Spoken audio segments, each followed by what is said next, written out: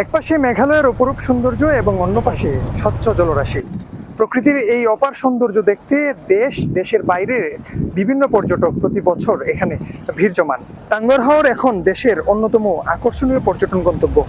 কিন্তু প্রশ্ন হচ্ছে, পর্যটনের বিকাশের সঙ্গে সঙ্গে প্রকৃতিও কি বাঁচিয়ে রাখা যাবে? টাঙ্গুয়ার হাওর শুধু একটি পর্যটন কেন্দ্র নয়, এই হাওরের সঙ্গে জড়িয়ে আছে স্থানীয় মানুষের জীবন জীবিকা, জীববৈচিত্র্য এবং পরিবেশ।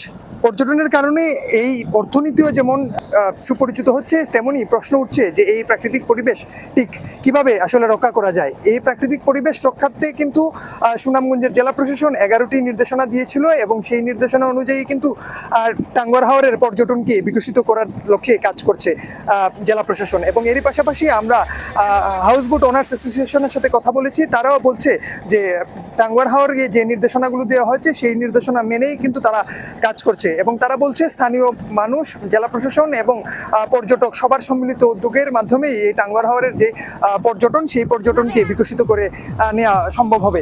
আমরা যদি আপনাদেরকে একটু জানিয়ে রাখি, এই টাঙ্গুয়ার হাওরে কিন্তু সারা বছর প্রায় লক্ষাধিক মানুষ ঘুরতে আসেন এবং এই টাঙ্গুয়ার হাওরের সৌন্দর্য দেখে মোহিত হন। আজকে ছুটির দিন না হলেও আজকে কিন্তু টাঙ্গুয়ার হাওর এলাকায় প্রায় শতাধিক হাউসবোট এখানে নোঙর করেছে। আমরা যদি বলি যে প্রশাসনের নির্দেশনা মেনে কিন্তু টাঙ্গুয়ার হাওরের গুলাবাড়ি এলাকার পাটলাই নদীতে এই হাউসবোটগুলো নোঙর করে রাখা হয়েছে এবং প্রশাসন থেকে বলা হয়েছে যে হাউসবোটগুলো নির্ধারিত জায়গায় রেখে ছোট নৌকায় করে যাতে হাউসবোটগুলোর যারা পর্যটক আছেন তারা যাতে টাঙ্গুয়ার হাওর এলাকায় ভ্রমণ করেন। আমরা পর্যটকদের সাথে কথা বলেছি এবং স্থানীয়দের সাথেও কথা বলেছি। তারা বলছেন যে আগে যে এরকম নির্দেশনা অমান্য করা হতো, এখন সেই নির্দেশনা অনেকেই মান্য করছেন। কিন্তু বিভিন্ন উপজেলা এবং অন্য জেলা থেকে, সুনামগঞ্জের অন্য জেলা থেকে আসা যে ট্রেডিশনাল নৌকোগুলো আছে, সেই নৌকোগুলো আসলে সেই নির্দেশনা অমান্য করছে এবং তারা হাওরের বুক চিরেই কিন্তু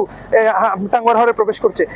এই কয়েকদিনে জেলা প্রশাসনের অভিযানে কিন্তু বেশ কয়েকটি হাউসবোটকে জরিমানা করা হয়েছে এবং তাদেরকে নির্ধারিত পথেই আসলে টাঙ্গুয়ার হাওরে প্রবেশের জন্য বলেছে। RICL TMX, যুগের পর যুগ স্থাপনা থাকে মজবুত।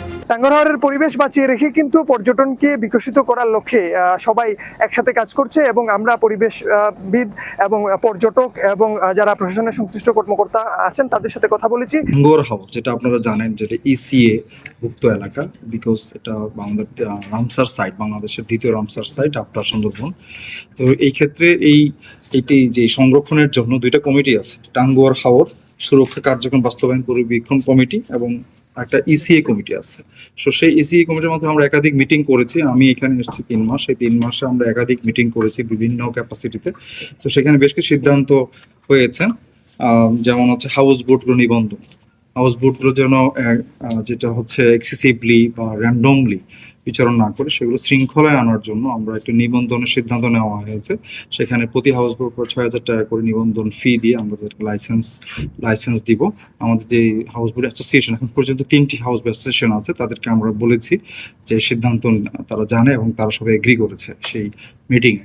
টাঙ্গুয়ার হাওরের ঘুরতে আসা হাউসবোটগুলো নীলাদ্রিতে রাত্রি যাপন করে এবং সেখানে কিন্তু একটি জেটি নির্মাণের জন্য বলা হয়েছে এবং পরিবেশের যাতে ক্ষতি না হয় সেজন্য কিন্তু মানব বর্জ্যের জন্য একটি ডাম্পিং স্টেশনের জায়গা নির্ধারণ করছে জেলা প্রশাসন।